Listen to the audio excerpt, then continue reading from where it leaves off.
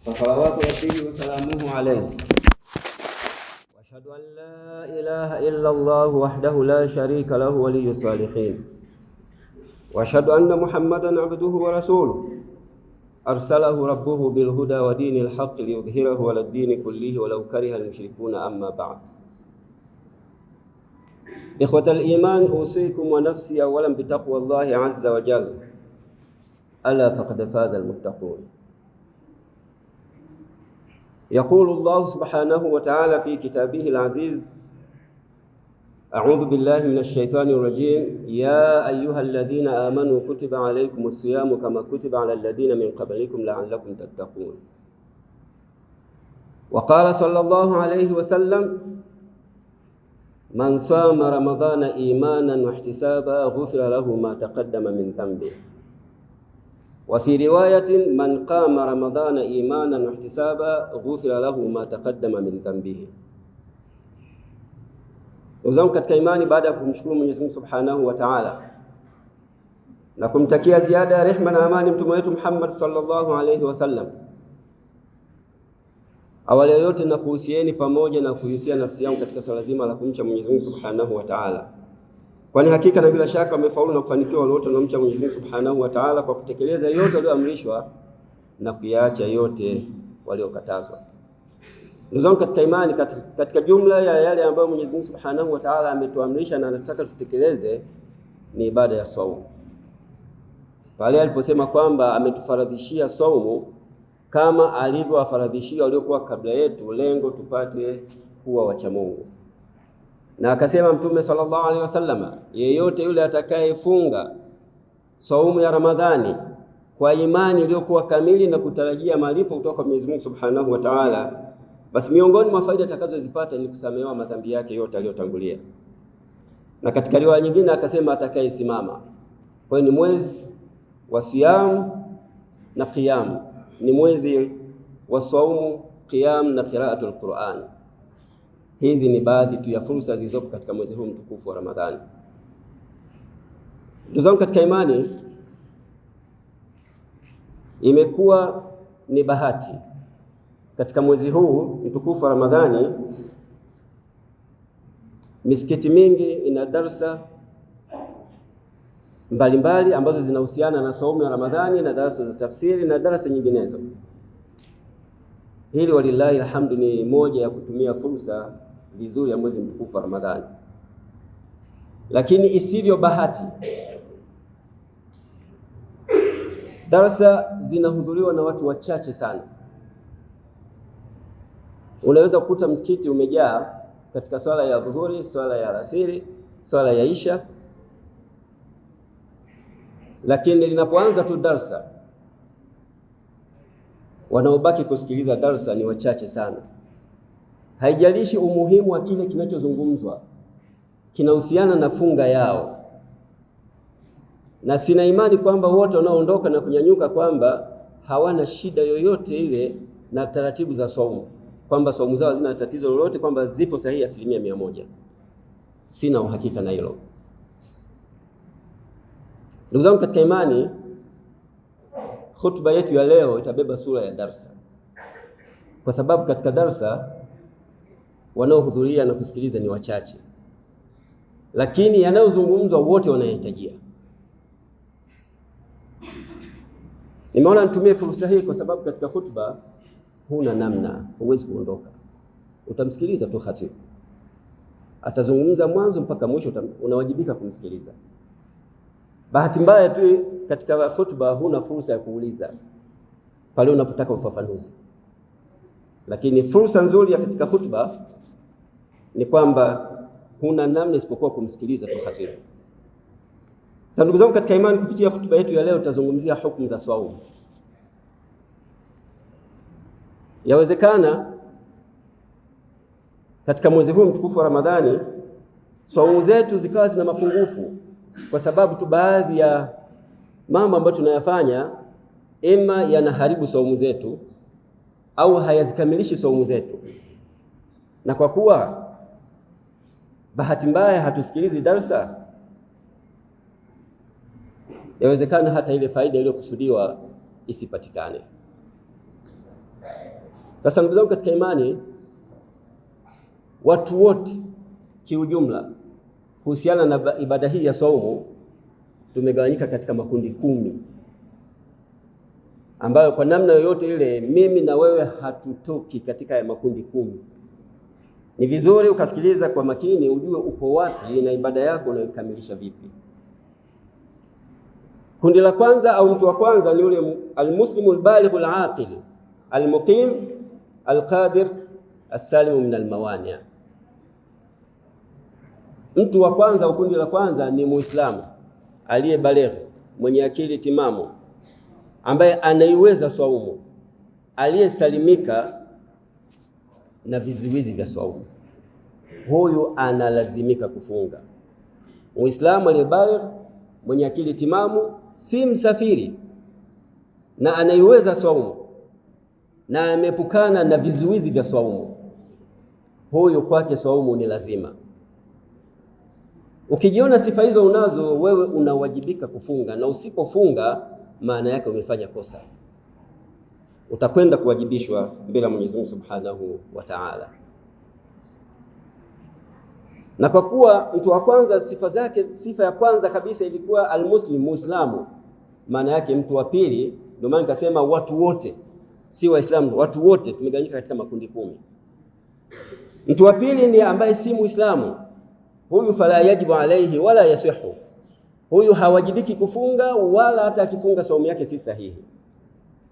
Wapo watu tunaishi nao, jamaa zetu, anatamani na yeye kufunga, akifunga atapata zile faida tu za kiafya, kwa sababu Mtume sallallahu alaihi wasallam anasema sumu tasihu, fungeni ili mpate afya.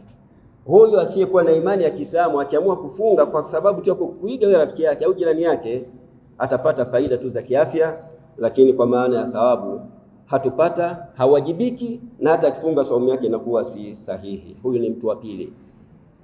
Na mtu wa tatu ni asghir, mtoto mdogo. Mtoto mdogo hawajibiki kufunga, isipokuwa wazazi na walezi wanawajibika kuanza kumzoesha mtoto mdogo kufunga kulingana na umri wake.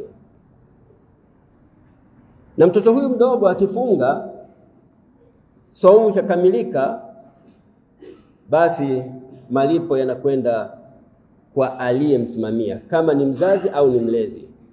Malipo hayapati yeye, kwa sababu Mtume sallallahu alaihi wasallam anasema katika watu ambao kalamu zao haziandiki kitu, yawe ni mazuri au mabaya, ni watoto wadogo. Wako watu watatu akiwemo mtoto mdogo. Sasa mtoto mdogo anaposimamiwa vizuri, ima na mzazi au mlezi, akayatekeleza yale ya kiibada yakikamilika, malipo yake yanakwenda kwa aliyemsimamia, kama ni mzazi au mlezi. Na kinyume chake, mtoto mdogo anapofanya mambo ya hovyo, kama angelikuwa mtu mzima angeandikiwa madhambi, maana yake ataandikiwa msimamizi wake, au ni mzazi au ni mlezi. Huyu ni mtu wa tatu ambaye ni mtoto mdogo. Yeye hawajibiki kufunga, lakini akifunga saumu ikatimia, anapata malipo na saumu yake inakuwa ni sahihi, na malipo haya yanakwenda kwa yule ambaye amemsimamia, kwa sababu yeye hajafikia umri wa baligh, kwa hiyo haandikiwi chochote kile, anayeandikiwa ni yule msimamizi wake. Mtu wa nne almajnun, mwenye matatizo ya akili. Huyu hawajibiki kufunga, na hata akifunga saumu yake si sahihi, kwa sababu tu hana nia wala hana makusudio. Kwa hiyo huyu hawajibiki, na hata akitokea akafunga, hata saumu ikakamilisha masharti yote, kwa kuwa tu ana tatizo la akili, basi saumu yake inakuwa si sahihi. Mtu wa tano alhiram, mtu mkongwe kabisa, mzee. Na wameelezea wanazuoni, alhiram ni yule ambaye amefikia hata baadhi ya mambo lazima asaidiwe, ikiwemo hata kutembea tu. Kutembea kwa miguu yake hawezi, lazima apate usaidizi wa kitu au mtu. Huyu kafikia hatua inaitwa alhiram. Huyu hawajibiki kufunga wala halipiwi fidia. Tusikilizane vizuri, huyu hawajibiki kufunga wala halipiwi fidia, kwamba kulisha maskini wala kitu chochote kile. Aliyefikia umri huo, kwamba mpaka baadhi ya mambo hawezi, lazima apate usaidizi wa kitu au mtu, ikiwemo kutembea zaidi ya miaka 90 na kuendelea, huyu hawajibiki. Na mtu wa sita al-ajiz ani siyam ajizan mustamirran, asiyeweza kufunga, na kutoweza kwenyewe si kwa siku 2 3 au mwezi au mwaka. Kutoweza kwenyewe haitarajiwi ni mwaka unaokuja au baada ya miaka 2 au miaka 3. Hawezi kabisa kufunga. La yurja zawaluhu, ile ajizi yenyewe kushindwa kwake haitarajiwi kwamba kuna siku atapata uwezo wa kufunga. Kalkabir wal marid, kama vile mtu ambaye ni mtu mzima miaka 60 70, lakini mambo yake mengi anafanya mwenyewe, hajafikia hatua kwamba hata kutembea tu anasaidiwa. Huyo hawajibiki kufunga, lakini yajibu alaihi an yut'ima an kulli yawmin miskinan, atawajibika kulisha kwa kila siku moja ambayo ameacha kufunga kwa sababu ya hii ajzi, atalazimika kulisha maskini mmoja kwa kila siku moja. Na maskini mmoja analishwa gramu 1350. Viwango ni gramu 1350, takriban kilo 1.5. Sawa sawa, atalisha mwenyewe au atalipiwa na wale ambao wanamfanyia mambo yake mengine kama vile kumlisha yeye mwenyewe. Huyo ni mtu wa 6. Mtu wa 7, almusafir, mtu ambaye yupo safarini, na safari ambayo inamruhusu mtu kuto kufunga ni safari ambayo inamruhusu mtu kusali sala ya msafiri kilomita 85 na kuendelea. Kuanzia kilomita hizo, haijalishi safari hiyo ya umbali huo ameitumia kwa muda gani, siku nzima, siku 2, zamani watu kusafiri kwa miguu na wanyama, au safari hiyo ameisafiri ndani ya saa 1 nusu saa. Safari hiyo ikifika tu umbali huo, sheria inamruhusu kuto kufunga. Sasa huyu msafiri, fala yajibu alaihi, halazimiki kufunga, bali huwa mukhayyarun, msafiri anapewa hiari ya kufunga au kuto kufunga. Wal afdalu, kilichokuwa bora zaidi kwa msafiri, fi'lul ashal alaihi, afanye lile ambalo ni jepesi kwake yeye. Kwa hiyo msafiri amepewa hiari afanye ambalo ni jepesi. Kama saumu kwake yeye ni nyepesi, afanye lilikuwa jepesi, maana yake afunge. Safari hiyo ya kilomita 85 na kuendelea, kwa vyombo vyetu vya usafiri tulivyo navyo sasa hivi, vyombo vingine ni swala la kufumba na kufumbua, ushamaliza kilomita 85. Kwa hiyo hiari anayo mwenyewe, akisema anafungua, ruhusa ya kisheria ipo. Safari kasafiri nusu saa, kilomita 100, akiona kwangu mimi ni bora kufungua, ninapokwenda sina uhakika nitakula nini, nitafikia wapi, akaamua kufungua, bado hajafanya kosa kisheria. Kinyume chake akaona mbona safari hii nyepesi, saa 1 tu nimekwisha fika kilomita 100 200, akaamua nina nguvu ninaweza kufunga, bado hiari ni ya kwake. Kwa hiyo msafiri yeye hawajibiki kufunga, isipokuwa anapewa hiari afunge au asifunge, lakini lilokuwa bora kwake yeye kulifanya ni lile ambalo jepesi kwake yeye katika saumu yake na katika safari yake.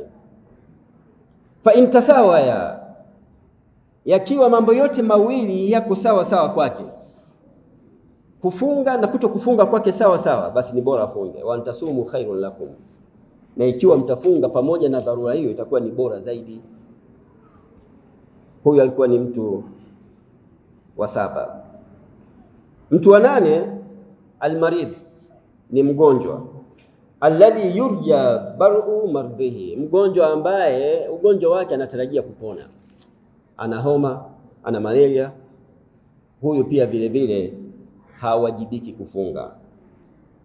Lakini mgonjwa namna hii anagawanyika sehemu 3. Alla yashuka alayhi sawm wala yadhurruhu, inawezekana akawa ni mgonjwa ambaye saumu kwake haiwezi kuwa nzito wala haimdhuru. Ni mgonjwa homa ya kawaida, baada ya vipimo akapewa na dawa ambazo anaweza badili ya kuzimeza mchana akazimeza usiku, akaona mimi saumu hainishindi wala hainidhuru. Huyu anawajibika kufunga. Mgonjwa ambaye ugonjwa wake ule haumdhuru na anaweza kumudu saumu pamoja na ugonjwa huo. Nimetolea mfano homa ya kawaida, au mtu ana tatizo anakwenda kung'oa jino, sasa ni mgonjwa huyu anawajibika kufunga. Aina ya pili ya mgonjwa, an yashuka alaihi wala yadhuruhu, yule ambaye saumu imekuwa nzito lakini haina madhara. Akifunga saumu inakuwa ni nzito kwake lakini haina madhara, fayuftir, huyu anaruhusiwa kufungua. Tofauti na mgonjwa wa aina ya kwanza, saumu haina madhara kwake wala si nzito, katolea mfano kung'oa jino, huyu anawajibika kufunga. Aina ya pili ya mgonjwa ni yule ambaye saumu ni nzito lakini haina madhara kwake, huyu ruhusa ya kufungua ipo. Aina ya tatu ya mgonjwa, an yadhurahu saum fayajibu alayhi alfitr, ni yule ambaye akifunga atadhurika, huyu kwake kutofunga ni lazima na si hiari tena. Mgonjwa ambaye akifunga madhara yatakuwa ni makubwa kwake yeye, ima ugonjwa kuzidi au kuchelewa kupona, huyu anawajibika kuto kufunga. Mtu wa 9, alhaid wan nufasa, ni akina mama ambao wapo katika dharura ya kila mwezi, ada ya kila mwezi, au dharura inayompata baada ya kujifungua. Hawa wote wawili, fayahrumu alaihima asiyam, hawa ni haramu kufunga. Wakifunga saumu sio sahihi na madhambi juu. Sasa hapa kuna mtihani mkubwa sana kwa kina mama. Ruhusa ya kuto kufunga ipo, na si ruhusa tu bali anawajibika kuto kufunga. Shida kubwa inakuja katika ulipaji. Hawa wanaambiwa watalipa siku hizo ambazo hawajafunga baada ya kumalizika mwezi mtukufu wa Ramadhani, kwa idadi ya siku ambazo ameacha kwa dharura aliyokuwa nayo, atalipa katika miezi mingine. Changamoto, unaweza kukutana na mtu akwambia ninadaiwa Ramadhani 3, ninafanyaje? Ilikuwa kwaje mpaka zikawa 3? Wakati tunakuta Bi Aisha radhiallahu anha anasimulia kwamba katika kipindi cha Mtume sallallahu alaihi wasallam tulikuwa tunapatwa na dharura hizi. Mmoja wetu anamalizia madeni ya Ramadhani katika mwezi wa Shaabani, walikuwa hawakubali iingie Ramadhani nyingine bado mtu anadaiwa. Hadithi moja, riwaya moja inasema hivyo.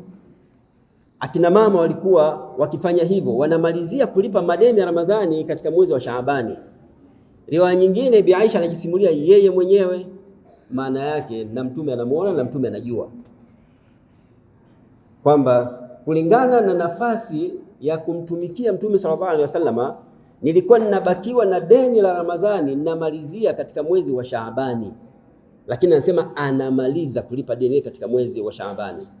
Sasa unapokutana na mtu leo hii anakwambia kwamba nadaiwa Ramadhani 3, unashindwa kupata majibu. Inawezekana dharura ikawa ni hiyo ya ada ya kila mwezi, au dharura baada ya kujifungua, na dharura nyingine ambayo ni namba 10, kunyonyesha au ujauzito. Ndugu zangu katika imani, ugumu wa kulipa saumu ya Ramadhani kwa wenye dharura hizi ni kwamba tunautengeneza sisi wenyewe ugumu huo. Anayedaiwa siku 6, 7, hata 10, kwa sababu yote, alikuwa safarini, alikuwa mgonjwa, alikuwa na dharura ya kila mwezi, ana fursa ya kuzilipa siku hizo ndani ya miezi 11. Wala si sharti kwamba akianza 1 mpaka siku 7 zote anazodaiwa, si sharti. Muhimu hizi siku anazodaiwa isiingie Ramadhani nyingine bado anadaiwa. Akiamua kwa wiki anafunga siku 1, maana yake katika mwezi mzima atakuwa amepunguza siku 4. Kama alikuwa anadaiwa siku 7, atahitaji miezi 2 tu. Kama atakwenda na utaratibu kila wiki atafunga siku 1, wala hakuna ugumu. Ad-dinu yusrun, dini ni nyepesi, wala yushada ad-dina ahadun illa ghalabahu. Dini ni nyepesi na hakuna mtu atakayetia uzito katika dini isipokuwa itamshinda yeye mwenyewe. Barakallahu li wa lakum bil Qur'anil azim wa nafa'ani wa iyyakum bil ayati wadh dhikril hakim. Aqulu qawli hadha wa astaghfirullah li wa lakum wa lil mu'minin fastaghfiruhu innahu huwal ghafurur rahim. Alhamdulillah wassalatu wassalamu ala rasulillah. Ikhwatal iman, usikum wa nafsi maratan thaniya bitaqwallahi azza wa jalla, ala faqad faza almuttaqun. Ndugu zangu katika imani, kwa mara nyingine tena na kuhusieni pamoja na kuhusia nafsi yangu katika swala zima la kumcha Mwenyezi Mungu Subhanahu wa Ta'ala, kwani hakika na bila shaka wamefaulu na kufanikiwa wale wote wanaomcha Mwenyezi Mungu Subhanahu wa Ta'ala kwa kutekeleza yote aliyoamrishwa, likiwemo hili la utekelezaji wa ibada hii ya saumu. Mtu wa 10 na wa mwisho ni namba ya 10 ya mwisho, lakini ni watu wenye sifa mbili tofauti, al-murdi wal-hamil. Hii pia inawahusu wakina mama. Mwanamama ambaye ananyonyesha au ni mjamzito, in khafat ala nafsiha au waladiha, ikiwa in shartia, ikiwa atahofia hali yake mwenyewe, afya yake au afya ya mtoto kwa kufunga. Maana yake kama hofu hiyo haipo, anatakiwa afunge. Mwanamama mjamzito, mwanamama anayenyonyesha, ikiwa atahofia afya yake akifunga, au ikiwa atahofia afya ya mtoto kwa saumu yake, huyu halazimiki kufunga. Kama hofu hiyo haipo, maana yake anatakiwa afunge. Hao wote wawili, tuftir wa yalzamuha alqada, atafungua hatufunga, lakini atalazimika kulipa. Kama nilivyoelezea katika namba 9, ni kwamba saumu ambayo inamtia uzito mama mjamzito au mama anayenyonyesha ni ile saumu ya mfululizo, akitaka kufunga siku zote. Hilo la kwanza. Lakini la pili, inategemeana ujauzito wenyewe ni wa muda gani, una miezi mingapi. Tunafahamu akina mama wanapokuwa katika hali kama hii, ni ile miezi ya mwanzo, siku za mwanzo ndio inawasumbua sana, lakini baadaye inarudi hali inakaa kama kawaida, anakuwa hana tofauti na mtu mwingine. Siku za mwanzo, miezi ya mwanzo, mwezi mmoja, miezi miwili, wanapata shida sana. Hapo saumu ndio inakuwa ni mtihani.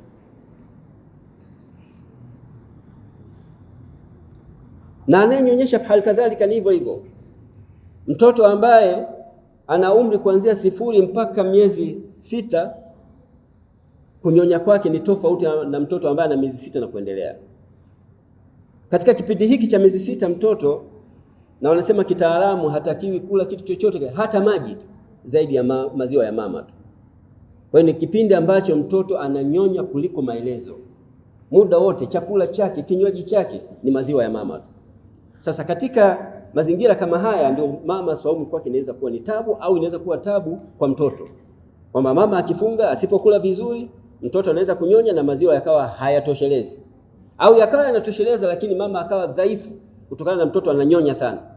Zaidi ya hapo, miezi 6 na kuendelea, mtoto ameanza kula na baadhi ya vyakula vingine, maana yake mama anaweza kufanya tawazun, akapima kwamba badili ya maziwa, kwamba ni alikuwa akinyonya kila wakati, anampunguzia tu unyonyeshaji, atakula na vitu vingine.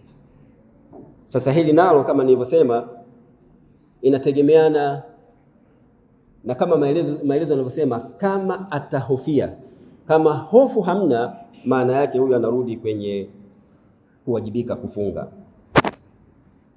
Na akiamua kutumia fursa hiyo kwamba amehofia afya yake au afya ya mtoto akafungua, basi zile siku zote ambazo amezifungua anawajibika kulipa baada ya kumalizika mwezi wa Ramadhani, kwa sababu haiwezekani ukafunga Ramadhani afu ukao unalipa hapo kwa Ramadhani. Haiwezekani. Ni ibada ambayo wakati wake ni wakati mudayyak, haukubali ufanye ibada ya aina hiyo ndani ya muda huo ukafanya na ibada nyingine ya aina hiyo hiyo moja.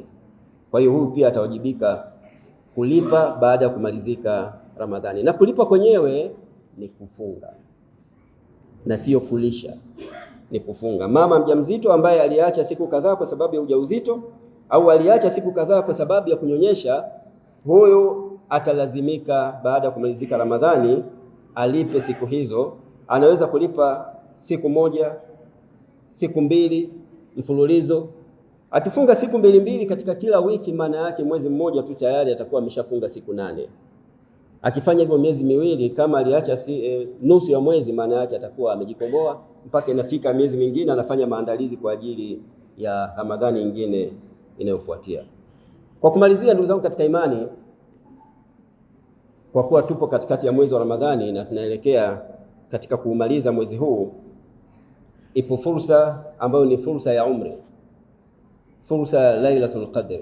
Siku moja Mtume sallallahu alaihi wasallam alisimama akielezea masahaba juu ya mcha Mungu mmoja katika Bani Israel ambaye alitoka fi sabilillah akiwa na silaha, anaeneza dini ya Mwenyezi Mungu kwa miezi 1000. Miezi 1000 fi sabilillah, maana miaka 83 yuko fi sabilillah. Masahaba waliposikia maneno haya kutoka kwa Mtume sallallahu alaihi wasallam, kwanza iliwafurahisha, lakini wakatamani na wao. Wametamani kuifanya ibada ambayo kaifanya huyu ya kuitetea dini ya Mwenyezi Mungu na kuisambaza dini ya Mwenyezi Mungu kwa miezi 1000 ambayo sawa sana miaka 83. Hapo hapo wanakumbuka Mtume kasema umri wa umma wangu ni kati ya 60 na 70. Maana yake haufikii umri huo. Huyu kazi ya dawa tu miaka 83. Miezi 1000 miaka 83. Na Mtume kasema umati wangu umri wao ni 60 na 70 na ni wachache watakaovuka hapo. Maana yake hawezi kumfikia huyo. Kwa hiyo yale matamanio yao kama vile yakawa yanagonga mwamba. Hapo hapo anakumbuka, anasoma aya za Mwenyezi Mungu zinasema kuntum khaira umma, nyinyi ni umma bora. Huu bora, mbona kuna watu wanatushinda? Kuna watu wanatuzidi. Kuna watu waliokuwa kabla yetu wameishi zaidi ya miaka 1000, mtu mmoja na umri huo. Sisi 60 na 70. Tunampata vipi huyu ambaye kaitetea dini ya Mwenyezi Mungu kwa miaka 83, miezi 1000? Hapo hapo Mwenyezi Mungu Subhanahu wa Ta'ala akateremsha sura nzima, inna anzalnahu fi lailatul qadr. Na katika sura hii akataja kwamba kuna usiku wa cheo ambao thawabu zake, malipo yake kwa matendo mema atakayofanyika katika usiku huo mmoja unazidi ile miezi 1000, inazidi ile miaka 83 ya yule ambaye ulikuwa umri wake wote. Sasa jalia Mwenyezi Mungu amekupa taufiki ya mwaka jana ulitafuta 10 lote la mwisho, mwaka huu pia vile vile Mwenyezi Mungu akupe taufiki ukaipata, na una kawaida hiyo miaka 3-4 huko nyuma bado hujamzidi yule miezi 1000, bila shaka tutakuwa tumemzidi. Fursa ni mimi na wewe, tunaitumiaje? Lakini tunayo fursa ya kuwazidi na kwa wale waliotutangulia ambao waliishi miaka zaidi ya 1000, lakini sisi ibada zetu Mwenyezi Mungu kajalia katika mwezi mmoja. Ndani ya mwezi mmoja, ile siku moja, ibada hizo tutakazozifanya, iwe ni kusali, iwe ni kusoma Qur'ani, ibada ya aina yoyote ile, malipo kwa ibada hiyo utahesabika kama umefanya ibada hiyo katika miezi 1000 ambayo sasa na miaka 83. Ukipata ndani ya miaka 2-3, maana yake uko mbali, utawazidi wale waliokuwa kabla yetu. Ibadallah, inna Allaha wa malaikatahu yusalluna ala nabi ya ayyuhalladhina amanu sallu alayhi wa sallimu taslima. Allahumma salli ala Muhammad wa ala ali Muhammad kama sallaita ala Ibrahim wa ala ali Ibrahim wa barik ala Muhammad wa ala ali Muhammad kama barakta ala Ibrahim wa ala ali Ibrahim fil alamin innaka Hamidum Majid. Allahumma nas'aluka ridhaka lil khulafa'ir rashidin Abi Bakr wa Umar wa Uthman wa Ali bin Abi Talib wa baqiyati sahabati Rasulillah. Ibadallah, inna Allaha ya'muru bil 'adli wal ihsan wa ita'i dhil qurba wa yanha 'anil fahsha'i wal munkari wal baghi ya'idhukum la'allakum tadhakkaruna. Wadhkurullaha al-'azima yadhkurkum washkuruhu ala ni'amihi yazidukum wa la dhikrullahi akbar wa aqimis